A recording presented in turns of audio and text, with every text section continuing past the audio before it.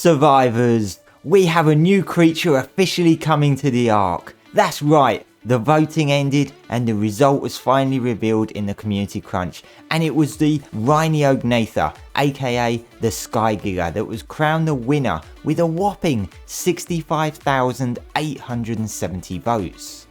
A surprising win, at least for me it was, but definitely one that I had seen many people saying to me that they really hoped it would win. Of course, there's going to be a lot of disappointment. There always is with this type of contest, as there can only be one winner. Not everyone is going to want another bug added to the game. But it's all good, it's all new content for ARK, and we can only hope that this is not the last creature to come. Now, before we take a look at the creature, which of course the details of it are subject to change due to wildcard discretion when it comes to its abilities, let's take a look at the end result of the final 10 creatures. After 9 rounds of the ranked voting, we can see here that Rhyniognatha was the creature that came bottom of the vote. And I'll reveal to you now that Rhyniognatha was my personal top vote. So yes, disappointing to see it sitting at the bottom, but something had to be down there. You can see on this animation the process of the ranked voting from round 1 through to 9, with the top 3 ending up being the Panthera Atrox, Hatzegopteryx, and of course the Rhyniognatha.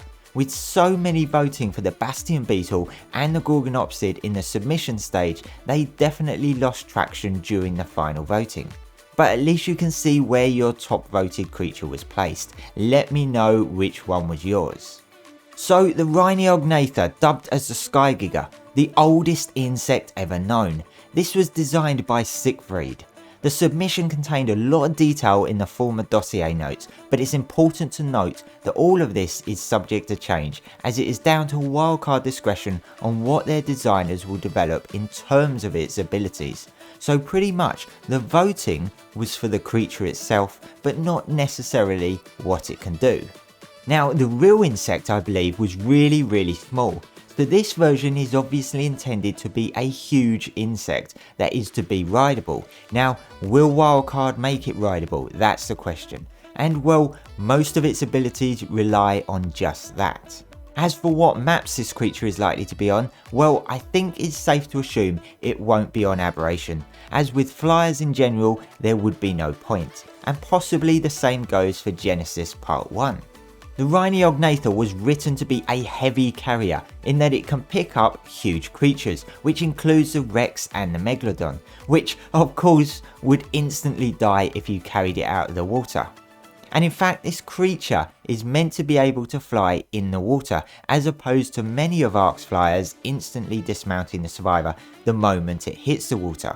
Now, I've got a feeling here this is something that will be changed by wildcard. I just don't see them designing it to pick up creatures like a Rex. I just think that's way too big, and I don't think the Rex is really intended to be picked up by other creatures.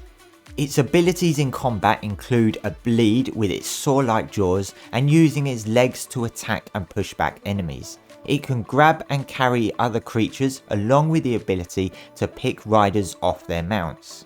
Now, one of the big questions will be, will a wildcard make this creature breedable?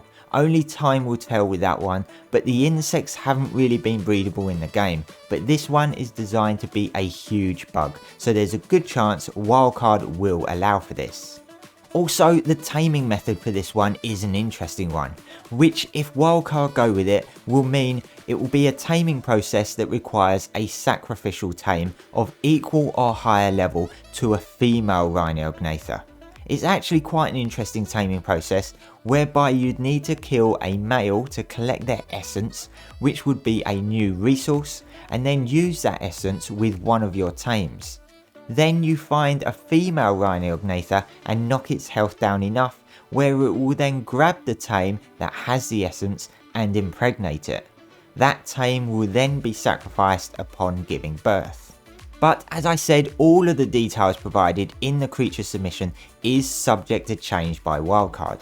Don't expect it to be able to do everything that you have read. I'm pretty sure it will be changed quite a bit, so temper your expectations on that. Hopefully we may find out when this creature is expected to be released when we get the roadmap next month. but they have said that they expect it to come later this year. And speaking of the roadmap, I am going to cover that in a bit more detail in another video coming next week, so keep an eye out for that one.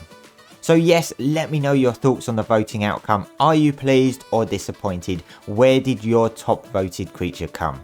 And survivors, if you don't want to miss out on all the latest ARK news, make sure to subscribe. Thanks for watching, and I'll see you next time.